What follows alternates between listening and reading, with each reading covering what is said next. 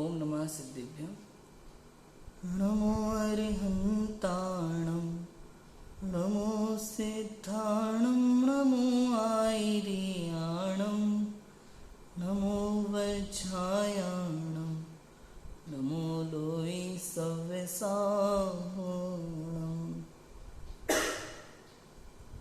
मंगलमय मंगल करण वीतराग विज्ञान, नमो ताहि जाति भय अरहंतादि महान। करि मंगल करि हो महाग्रंथ करन को काज, जाति मिले समाज सब पावे निज पद राज।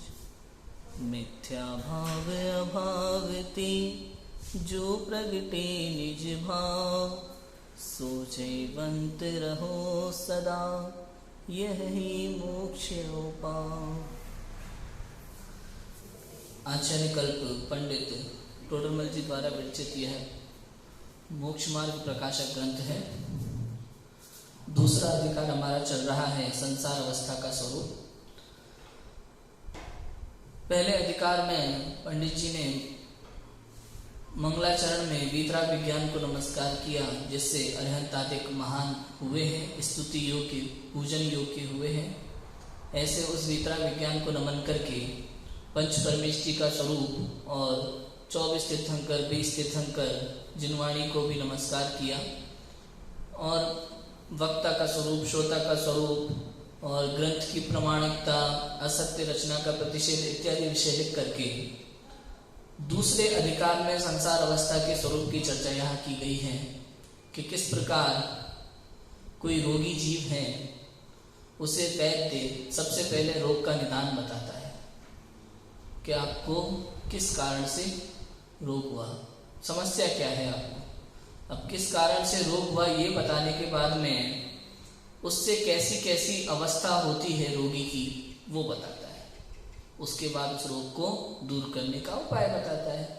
ऐसे ही यहाँ संसार अवस्था का स्वरूप, इसकी चर्चा करते हुए दूसरे अधिकार में सबसे पहले कर्म बंध का निदान बताया कि जीव जो है अनादि काल से ही कर्म रूपी रोग से पीड़ित है।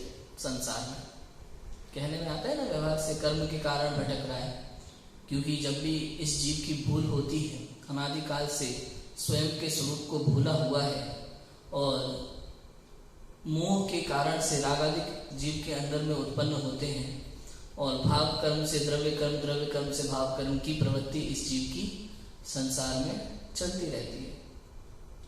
तो यहाँ कर्म बंध का निदान बताने के बाद में उस कर्म बंध से जीव की कैसी कैसी अवस्थाएं होती हैं ये बताते हैं, ठीक है। और इसी प्रकरण के अंदर ज्ञानावरण दर्शनावरण कर्म के कारण से जीव की कैसी अवस्था होती है ये प्रकरण हमारा चल रहा है, जिसमें मति ज्ञान की पराधीन प्रवृत्ति, शुद्ध ज्ञान की पराधीन प्रवृत्ति, इसकी चर्चा हमने लास्ट टाइम की थी कि मति ज्ञान और शुद्ध ज्ञान पराधीन ज्ञान है, और किन किन इंद्रिय जीवों को कितना कितना ज्ञान का क्षयोक्षम होता है, ये सारी चर्चा हमने की थी। अभी पेज नंबर 35 पर अवधि ज्ञान, मनःपर्यय ज्ञान और केवल ज्ञान की प्रवृत्ति, ये विषय हमें लेना है। बीच बीच में हमारा गैप होता रहता है, कोई आता है कोई जाता है या कुछ कार्यक्रम हो जाता है, तो बीच बीच में हमारा गैप होता रहता है, लेकिन प्रकरण हमारा बराबर चल रहा है। अवधि ज्ञान, मनःपर्यय ज्ञान और केवल ज्ञान की प्रवृत्ति पढ़ते हैं। देखो, अब अपनी मर्यादा के अनुसार क्षेत्र काल का प्रमाण लेकर रूपी पदार्थों को स्पष्ट रूप से जिसके द्वारा जाना जाए वह अवधि ज्ञान है। अवधि ज्ञान की एक सामान्य परिभाषा है कि द्रव्य क्षेत्र काल भाव की मर्यादा लिए हुए रूपी पदार्थ के स्पष्ट ज्ञान को इंद्रियों और मन की सहायता के बिना, मति और शुद्ध ज्ञान में इंद्रियों और मन की सहायता से ही जाना जाता है। इतनी पराधीन प्रवृत्ति होती है उसकी। इसलिए देखो, आप जहां लिखा है ना, तो मति ज्ञान की पराधीन प्रवृत्ति लिखा, शुद्ध ज्ञान की पराधीन प्रवृत्ति लिखा, लेकिन अवधि ज्ञान, मनःपर्यय, केवल ज्ञान की प्रवृत्ति लिखा, यहाँ पराधीन नहीं लिखा, क्योंकि इसमें इंद्रियों और मन की सहायता की जरूरत नहीं पड़ती ना। तो इंद्रिय और मन की सहायता के बिना द्रव्य क्षेत्र काल भाव की मर्यादा लिए हुए रूपी पदार्थ के स्पष्ट ज्ञान को क्या कहते हैं? अवधि ज्ञान कहते हैं। स्पष्ट ज्ञान माने प्रत्यक्ष ज्ञान, ठीक है। मति सूत्र में कैसा था? वो परोक्ष ज्ञान था। यहाँ अवधि ज्ञान कैसा है? प्रत्यक्ष ज्ञान है। अवधि ज्ञान और मना पर्याय ज्ञान को देश प्रत्यक्ष और केवल ज्ञान को सकल प्रत्यक्ष कहा जाता है ना। अब पर देखो, अपनी मर्यादा के अनुसार क्षेत्र काल का प्रमाण लेकर रूपी पदार्थों को स्पष्ट रूप से जिसके द्वारा जाना जाए वह अवधि ज्ञान है। देव नारकियों में तो सबको पाया जाता है, संघी पंचेंद्रिय त्रियंच तथा मनुष्यों के भी किसी को पाया जाता है। दो प्रकार के होते हैं अवधि ज्ञान, भव प्रत्यय और गुण प्रत्यय। दो भव प्रत्यय तो वो है जो भव के कारण से पाया जाता है, जैसे देवों को और नारकियों को उत्पन्न होते ही उन्हें भव प्रत्यय अवधि ज्ञान प्रकट हो जाता है। अगर सम्यक दृष्टि होंगे नरक में या देव में गति में तो उनको सम्यक अवधि ज्ञान होगा, मिथ्या दृष्टि होंगे तो कु अवधि ज्ञान होगा, ठीक है। अब दूसरा है गुण प्रत्यय। त्रियंचों को भी हो सकता है और मनुष्यों को भी हो सकता है, संगी पंचेंद्रिय जीवों को गुण प्रत्यय अवधि ज्ञान है ना। वो अवधि ज्ञानावरण कर्म के क्षयोपशम के निमित्त से होता है, त्रियंचों के और मनुष्यों के गुण प्रत्यय अवधि ज्ञान। वो उसके अलग अलग भेद है। जैसे देशावधि है, परमावधि है, सर्वावधि है। तो देशावधि तो त्रियंचों में भी पाया जा सकता है, मनुष्यों में भी सामान्य पाया जा सकता है, लेकिन परमावधि और सर्वावधि ये ज्ञान तो केवल और केवल तद्भव मोक्षगामी जीवों को ही पाया जाता है। गुण प्रत्यय में गुण प्रत्यय के भी भेद हैं, देशावधि, परमावधि, सर्वावधि, और फिर उसके भी भेद होते हैं। देशावधि के भी हीयमान वर्धमान वगैरह, ये गोमठ सार में उसके 6 भेद बताए हैं। तो ऐसे भेद प्रभेद अलग अलग हैं। तो अलग अलग भेद प्रभेद की अलग अलग मर्यादा है, किन जीव को कितना होगा उसकी अलग अलग मर्यादा है। लेकिन देशावधि का, परमावधि का और सर्वावधि का अब ये संयमी जीवों को होता है कुछ तो, है ना। तो परमावधि और सर्वावधि केवल तद्भव मोक्षगामी जीवों को, ठीक है, इतना है। देशावधि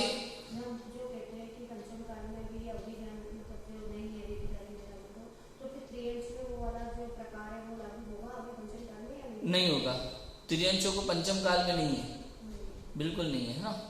और मुनिराजों को अवधि ज्ञान पंचम काल में नहीं होगा, ये किसने कहा? हाँ, वो अलग भेद है। परमावधि सर्वावधि नहीं होगा, नहीं, देशावधि हो सकता है, देशावधि ज्ञान हो सकता है, परमावधि सर्वावधि नहीं हो सकता। उसका कारण भी क्या है? क्योंकि वो तद्भव मोक्षगामी जीवों को ही होता है, अन्य किसी को नहीं होता। बाकी इसी पंचम काल में अभी तो कई लोग ऐसा कहते हैं, राजू भाई, मैंने कई लोगों का सुना है, ऐसी वीडियो वायरल है, फेसबुक पे चल रही है। लोगों का ऐसा मानना है कि भाई कांजी स्वामी कहते थे कि पंचम काल में सच्चे दिगंबर मुनिराज हो ही नहीं सकते। अब इनको क्या उत्तर दो? बिल्कुल ऐसा बोलते हैं कि कांजी स्वामी ऐसा कहते हैं कि पंचम काल में सच्चे दिगंबर मुनिराज हो नहीं सकते, लेकिन ऐसा नहीं है। अब इन्होंने ना तो कांजी स्वामी को पढ़ा है ना सुना है, सुनी सुनाई बातों के आधार पर बोलते हैं, या अंदाजे से मन से बोलते हैं, ऐसा नहीं। 9000 प्रवचन उपलब्ध है गुरुदेव श्री के, पढ़े सुने तो पता चले। गुरुदेव ने खुद ऐसा कहा है अपने प्रवचनों में कि 21,000 वर्ष के इस पंचम काल में अंत तक सच्चे दिगंबर मुनिराज होंगे, पंचम काल के अंत तक होंगे। और नियम ये है जिनवाणी का, हर 1000 वर्ष के अंतराल में कम से कम एक भावलिंगी संत तो होंगे ही होंगे, उनको अवधि ज्ञान भी होगा, देशावधि, समझ आया? कम से कम एक भावलिंगी सच्चे दिगंबर संत होंगे ही होंगे। आत्मानुशासन में लिखा है, क्या लिखा है? कि वर्तमान में शिथिलाचार तो बढ़ेगा, लेकिन फिर भी आपको सच्चे दिगंबर मुनिराज की खोज कर जारी रखना। शिथिलाचार के आगे झुकना मत। ये सोच लेते ना भाई शिथिला इतना तो चलेगा, पंचम काल है, काल से कोई फर्क नहीं पड़ता। मैंने वो मुनिराज पूजन लिखी है, उसमें लिखी है मैंने लाइन, इसी कारण से लिखी है, काल कोई भी हो, मुनि तो ऐसे ही होंगे जैसा मुनि का स्वरूप जिनागम में कहा है। समझ आया? तो अब दूसरी बात, ये जवाब भी ध्यान रखें कि गुरुदेव श्री ने प्रवचन किन ग्रंथों पे किए। अपने खुद के तो लिखे नहीं थे कि अपना अलग से लिखा हो, अपना अलग से कुछ बोला हो, ऐसा तो था नहीं।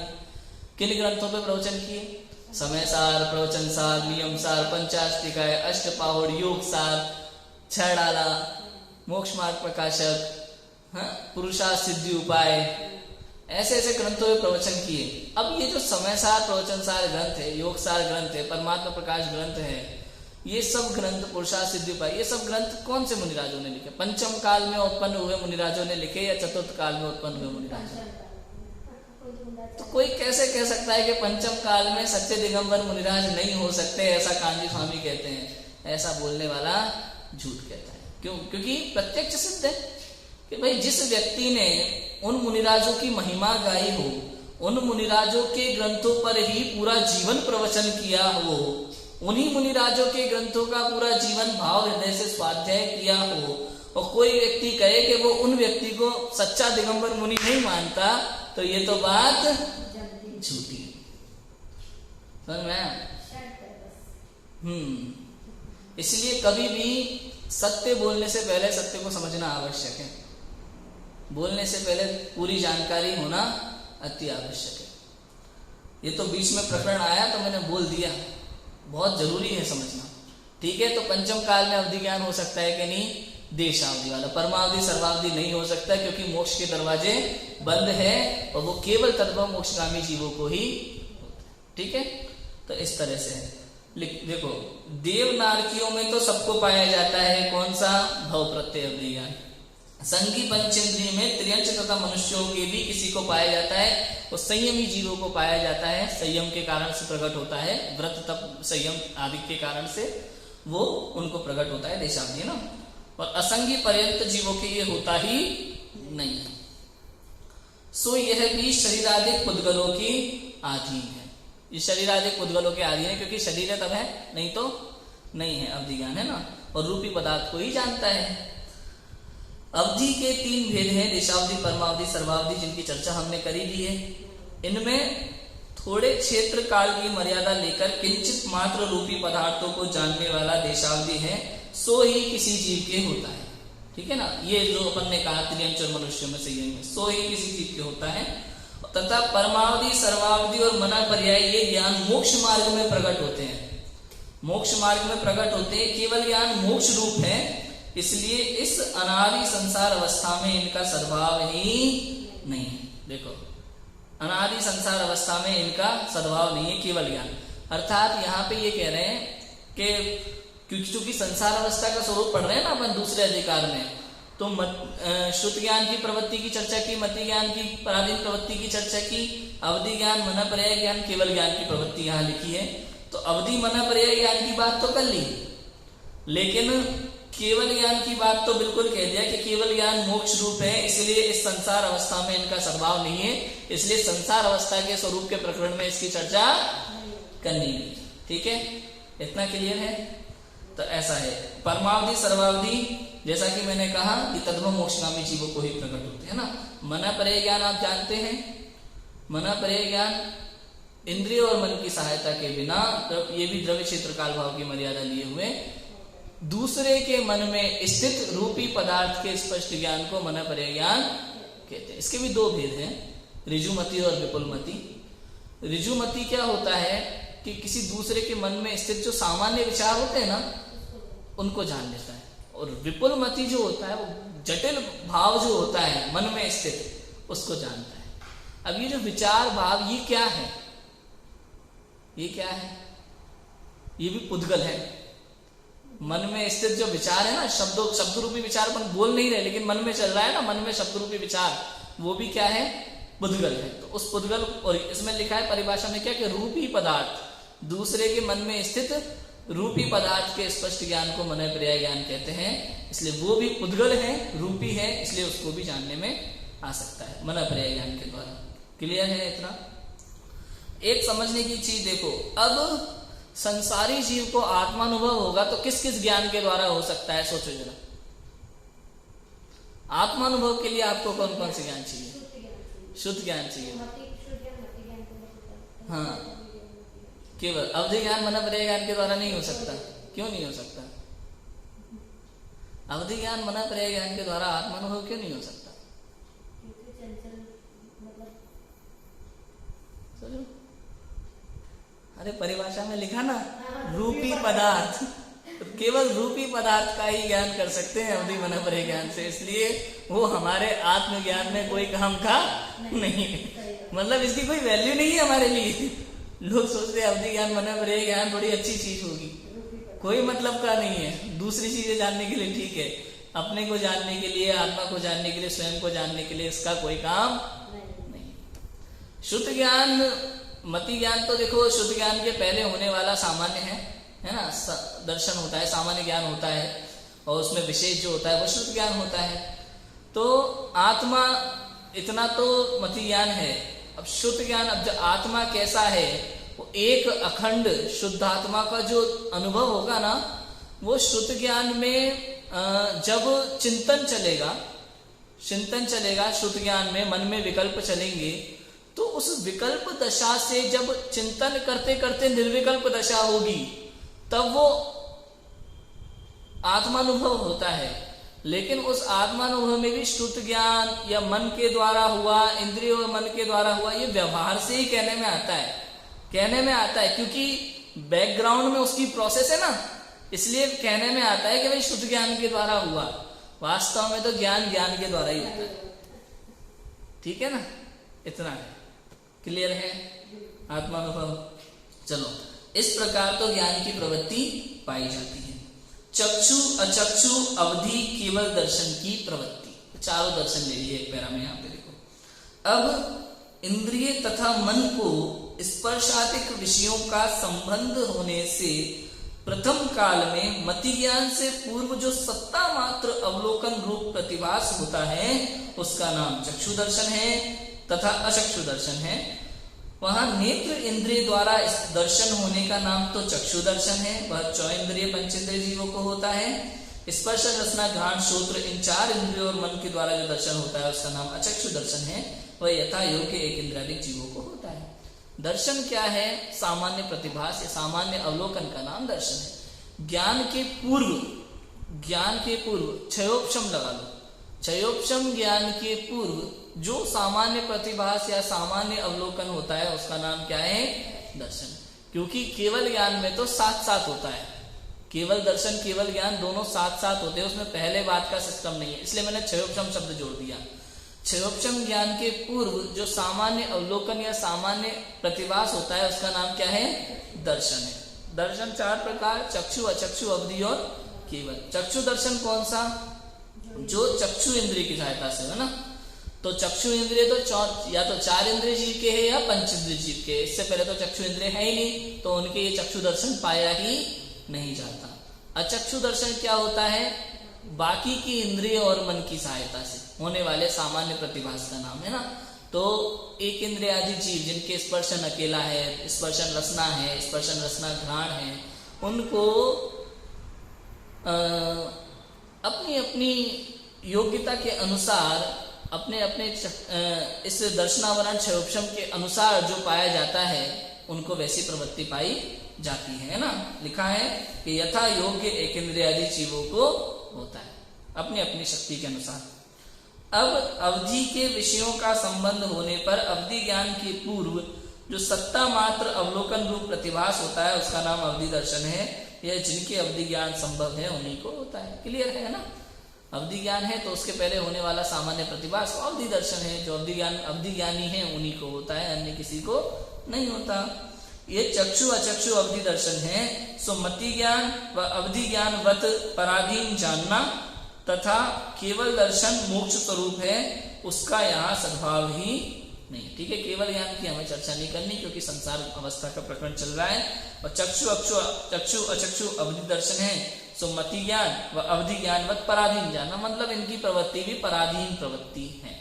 ठीक है, जैसा जैसा ऊपर हमने बताया है, मति ज्ञान शुभ ज्ञान के पूर्व होने वाला जो सामान्य प्रतिभास है उसको इंद्रियों और मन की सहायता से जो होता है उसको वैसा पराधीन जानना, और अवधि ज्ञान के लिए जो हमने परिभाषा लिखी है उसको उसके अनुसार ही समझना। ठीक है, इतना। इस प्रकार दर्शन का सद्भाव पाया जाता है। ठीक है, अब आगे पढ़ते हैं। आगे अब अभी कर्म के क्षयोक्षम के अनुसार और क्या क्या अवस्था होती है जीव की, कैसा कैसा होता है वो बताते हैं कि इस प्रकार ज्ञान दर्शन का सद्भाव ज्ञानावरण दर्शनावरण कर्म के क्षयोक्षम के अनुसार होता है। संसारी जीव को ज्ञान दर्शन का जो सद्भाव होता है प्रकट रूप में ज्ञानावरण दर्शनावरण कर्म के क्षयोक्षम के अनुसार होता है। जब क्षयोक्षम थोड़ा होता है तब ज्ञान दर्शन की शक्ति थोड़ी होती है, जब बहुत होता है तो ज्ञान दर्शन की शक्ति बहुत होती है।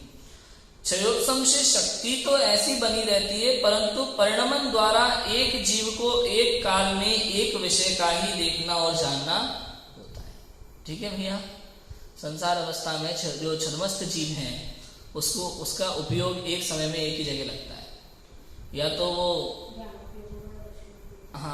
और एक समय में एक ही जगह उपयोग रहेगा उसका, या तीनों वो वाला लगा लो आप, शुभ अशुभ और शुद्ध, या तो अशुभोपयोग होगा या शुभोपयोग होगा या शुद्धोपयोग होगा, एक समय में एक ही रहेगा, दो नहीं हो सकते। ठीक है, अब एक जीव को एक काल में एक विषय का ही देखना और जानना होता है, इस परिणमन ही का नाम उपयोग है। वहां एक जीव को एक काल में या तो ज्ञानोपयोग होता है या दर्शनोपयोग होता है, एक काल में एक ही रहेगा, या तो ज्ञानोपयोग या दर्शन, छद्मस्त जीव में ही लेना है इसको, है ना। और तथा एक उपयोग के भी एक भेद की प्रवृत्ति होती है, जैसे मति ज्ञान हो तब अन्य ज्ञान नहीं होता, तथा एक भेद में भी एक विषय में ही प्रवृत्ति होती है, जैसे स्पर्श को जानता है तब रसादिक को नहीं जानता, तथा एक विषय में भी उसे किसी एक अंग में ही प्रवृत्ति होती है, जैसे उष्ण स्पर्श को जानता है तब रूक्षादिक को नहीं जानता। कहने का अर्थ ये एक समय में एक को जानेगा भैया, उस समय भेद बहुत सूक्ष्म है। हमको लगता है हम टीवी देखते देखते भोजन कर लेते हैं, म्यूजिक सुन लेते हैं, काम कर लेते हैं, काम करते करते खा लेते हैं, समय भेद बहुत सूक्ष्म है। एक समय में एक ही कार्य होता है, देखना जानना एक समय में एक ही कार्य होता है, या तो आप देख सकते हैं या जान सकते हैं, समझ में, बहुत सूक्ष्म है। और तो छोड़ो, मति ज्ञान के भी तो और भी भेद है ना, अवग्र यह अवय धारणा है तो उसमें भी समय भेद है, एक पहले अवग्र होगा, फिर इह होगा, फिर अवय होगा, फिर धारणा होगा, बहुत सूक्ष्म भेद, समय का भेद। आप देखो जब अपन काम करते हैं ना राजू भाई, ये इतनी बड़ी कागजों की पूरी गट्ठी लगी हो, अब उसमें छेद करना है, मशीन से एक सुई से कितनी देर में छेद होता है, सेकंड भी नहीं लगता, और फट फट ऐसे होती है, नीचे गई ऊपर आई चीज, नीचे गई ऊपर आई, सब में छेद हो जाता है वैसा का वैसा। अब आप उसको स्लो मोशन में अगर वीडियो चलाओ उसका तो लगेगा आपको कितना टाइम लगा होगा, समय में कितना सूक्ष्म आप ये समझ सकते हैं। सामान्य जीव को इतनी जल्दी पकड़ में नहीं आता, क्योंकि अब इस समय वेद को आप अपने क्षयोक्षम ज्ञान से तो जान ही नहीं सकते ना, ये तो केवल ज्ञान गम्य है। पलक झपकने में असंख्यात समय हो जाते हैं, असंख्यात समय। कई बार साइंस पता है क्या कहती है, कई बार कि हमने परमाणुओं को टूटते देखा है, हमने ग्रहों को देखा है, हमने ये देखा है, हमने वो देखा है। तो कई बार ऐसे चर्चा करते हैं तो आत्मा हम क्यों नहीं देख सकते? अब इनको कौन समझाए भाई, तुमने जिसे देखा है वो पुद्गल है और वो इंद्रिय से जाना जा सकता है, और वो भी वहां तक देखा है जहां तक इंद्रिय ज्ञान की शक्ति है। सूक्ष्म परमाणु तो साइंस देख ही नहीं सकती, क्योंकि वो तो केवल ज्ञान गम्य है, और साइंस के पास जो इंस्ट्रूमेंट्स हैं वो केवल हमारी इंद्रियों जितना ही काम करते हैं, उनके पास केवल इंद्रिय ज्ञान है। हाँ, अब आत्मा रूपी है, आप अपनी मशीनों से देख ही नहीं सकते, सवाल ही नहीं है। जिनके पास असली इंद्रिय ज्ञान है वो नहीं देख सकते, तो आपका नकली मशीन वाला इंद्रिय ज्ञान कहां से देखेगा? साइंस के पास ऐसे प्रश्न बहुत हैं, उत्तर सही देने वाले नहीं मिलते। मैं कई बार देखता हूँ फिल्मों में ऐसी चीजें बहुत दिखाई जाती हैं, खासकर साउथ में, इन टॉपिक्स पर ये जो आर्कियोलॉजिस्ट विभाग है या जो नॉलेजेबल चीजें होती हैं इन सब पर बनाई जाती हैं। तो इनमें ऐसी चीजें बहुत दिखाई जाती है, साइंस के ऐसे प्रश्न दिखाए जाते हैं, लेकिन उसमें उत्तर जो होते हैं ना उनके, वो परफेक्ट नहीं होते। मैं कई बार सोचता हूँ इन्होंने जो उत्तर दिया है यहाँ, ये परफेक्ट नहीं, इसलिए वो समझ में नहीं आती उनको, पॉइंट बाय क्लियर नहीं है उनका। अगर एक बार इन विषयों को पढ़ने समझ लें तो पॉइंट क्लियर हो जाएगा कि सच बात आखिर क्या है। इतनी गहराई नहीं पड़ी ना, जैन दर्शन की बातें जैनों को ही नहीं पता, अजैनों को कहाँ से पता चलेगी। अच्छे अच्छे जैन विद्वान इतनी गहराई को कहाँ पकड़ पाते, ये तो गुरुदेव श्री का उपकार है हम पे। नहीं तो पहले भी विद्वान एक से बढ़कर एक शास्त्री थे, फूलचंद जी, सिद्धांत शास्त्री वगैरह, कितने बड़े बड़े शास्त्री विद्वान हुए। कैलाश चंद जी थे, बहुत बड़े बड़े सिद्धांत शास्त्री थे। पहले मुरैना विद्यालय में पढ़ के दिग्गज शास्त्री लोग निकलते थे उस समय। छोटे दादा भी तो वहीं से निकले। और वो छोटे दादा ऐसा नहीं कि पहले कम अच्छे विद्वान थे, जब वो मुरैना से पढ़े थे तभी बहुत प्रभावशाली विद्वान थे। लेकिन एक ही बात है कि शास्त्र का अर्थ निकालने की जो दृष्टि गुरुदेव से मिली वो किसी के पास नहीं थी। इतना गहन अर्थ, इतनी गहराई का अर्थ, आत्मदृष्टि से अर्थ निकालना, मोक्ष मार्ग की दृष्टि से अर्थ निकालना, क्योंकि उस समय भी अधिकतर लोग केवल पुण्य की दृष्टि से अर्थ निकालते थे शास्त्रों का। केवल स्वर्ग तक जाने की सोच थी, केवल पुण्य कमाने की सोच थी। उससे आगे सम्यक दर्शन का विषय, आत्मानुभूति, ये दृष्टि का विषय क्या है, ये सब तो प्रकरण ही नहीं खोलना चाह रहा है कोई। केवल लौकिक में जो हमारे काम आ सकता है ना स्वाध्याय, उतनी दृष्टि थी। मोक्ष मार्ग के लिए स्वाध्याय की परंपरा क्या होनी चाहिए, वो दृष्टि किसी के पास नहीं थी। आज भी उसकी कमी है, लेकिन गुरुदेव के ने जो बताई है वो हमें काफी कुछ समझ में आने लगा कि नहीं आने लगा। आज हमें स्वाध्याय करते समय ये पता है कि स्वाध्याय का अर्थ क्या होता है। मोक्ष मार्ग या आत्म कल्याण की दृष्टि से जो किया गया है वो स्वाध्याय है। स्वयं का अध्ययन, उसका नाम स्वाध्याय है। हाँ बिल्कुल। लेकिन अभी स्वाध्याय की चर्चा करें तो बहुत लोगों को तो यही लगता है ना, आधा घंटा 1 घंटा पढ़ लो तो हो गया काम, स्वाध्याय हो गया। ये टाइम निकालने के लिए थोड़ी ना है। जरूरी नहीं है आप आधा घंटा पढ़ो, जरूरी नहीं है 1 घंटा पढ़ो, आप 10 मिनट पढ़ो, लेकिन समझ के पढ़ो। आपने अगर 1 पैरा पढ़ा है ना, तो 1 पैरा का मीनिंग आपको समझ में आना चाहिए। आपने 10 पेज पढ़ लिया, आपको मीनिंग समझ में नहीं आया तो उसका कोई अर्थ नहीं है। लेकिन आपने 1 पैरा पढ़ा, आपको मीनिंग समझ में आ गया उसका, आपका काम हो गया। इसका नाम स्वाध्याय है।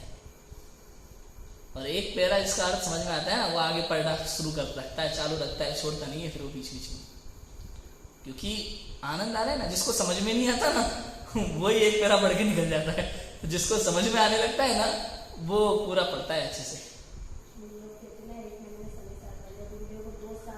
हाँ, अरे लोग कहते हैं बहुत छेड़ाला वगैरह बहुत पढ़ के छोड़ दिया है। भैया पढ़ के तो छोड़ दिया, समझा कि नहीं समझा। पूजने होती है ना, पूजने लोग कर लेते हैं भाई 1-1 घंटे में 4-4, 5-5, 6-6 पूजने तो कर ली। पूजन का मतलब समझा कि नहीं समझा। वो तो दूसरे की लिखी हुई पूजन है, आपने पढ़ के सुना दी। आपने अपना क्या सुनाया? अरे कम से कम दूसरे के भावों को अपने भावों में मिलाकर ही बोल देते। तो वो भी नहीं किया, उसको खाली पढ़ के चले आए। इसका नाम पूजन थोड़ी हुई। ये तो टाइम काटना जैसा है। दिनचर्या है, भाई नहाना है, धोना है, फिर बाद में पूजन करके और निकलना है, दिनचर्या है, ये पूजन नहीं। समझ में आ गया? ऐसा है। भेद पूर्वक समय का भेद पड़ता है। एक समय में या तो स्पर्श को जानेगा या रस को जानेगा, मतलब एक इंद्रिय का जो विषय है ना उसमें भी समय भेद है। एक समय में एक को जानेगा। खाते समय भाई या तो आप एक समय में वो दाल का कलर देख रहे हो या फिर एक समय में दाल का स्वाद ले रहे हो, एक साथ दोनों नहीं हो सकते। समझ में आया? और देखो, एक विषय में भी उसे किसी एक अंग में ही प्रवृत्ति होती है, जैसे उष्ण को जानता है या रूक्षादिक को नहीं जानता। आप ये तक देख लो, जैसे आपने अगर दाल खाई है ना तो एक समय में नमक का ज्ञान हो रहा है, एक समय में जीरे का ज्ञान हो रहा है, अलग अलग। इतना समय भेद है, हमें समझ में नहीं आता, पता नहीं चलता, लेकिन भेद है। स्वाद में बदलता रहता है, उतना है। ठीक है। इस प्रकार एक जीव को एक काल में एक ज्ञेय अथवा दृश्य में ज्ञान अथवा दर्शन का परिणमन जानना ऐसा ही दिखाई देता है। जब सुनने में उपयोग लगा हो तब नेत्र के समीप स्थित भी पदार्थ नहीं दिखता। इसी प्रकार अन्य प्रवृत्ति देखी जाती है। सुनने में उपयोग लगा है तो आंखों के सामने नहीं देना, मतलब टीवी देखते समय या प्रवचन सुनते समय आप देख रहे हो और सुन रहे हो, दोनों काम हो रहा है, लेकिन एक समय में उसमें भी एक ही होता है। इतना समय भेद होता है। परिणमन में शीघ्रता बहुत है, उससे किसी काल में ऐसा मान लेते हैं कि युगपथ भी अनेक विषयों का जानना तथा देखना होता है, किंतु युगपथ होता नहीं है। क्रम से ही होता है, संस्कार बल से उनका साधन रहता है। जैसे कुएं के नेत्र के दो गोलक हैं, उदाहरण पुतली एक है, वो फिरती शीघ्र है, उससे दोनों गोलकों का साधन करती है। उसी प्रकार इस जीव के द्वार तो अनेक हैं और उपयोग एक है, वो फिरता शीघ्र है, उससे सर्व द्वारों का साधन होता। कुआ है, कुआ अपन को लगता है दो आंखें, उसके गोलक दो होते हैं, लेकिन पुतली एक होती है और शीघ्र शीघ्र फिरता रहता है, तो हम सामने वाले को पता नहीं चलता।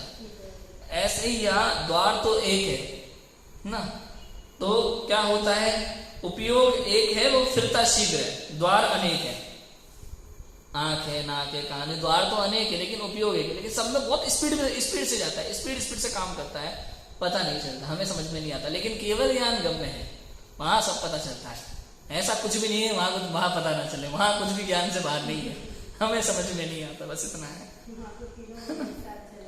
बिल्कुल इतना है। अब यहाँ आगे प्रश्न करेंगे, भाई काल में विषय जानना अथवा देखना होता है एक काल में, तो थोड़ा ही क्षयोपशम हुआ, कहो बहुत क्यों कहते हो, क्षयोपशम की शक्ति होती है, शक्ति तो आत्मा में केवल या दर्शन की पाई जाती है। आगे 2-3 प्रश्न हैं शिष्य के द्वारा, जिनके उत्तर हैं, जिनकी चर्चा हम करेंगे। अभी की बात को विराम देते हैं। ओम नमः शिवाय।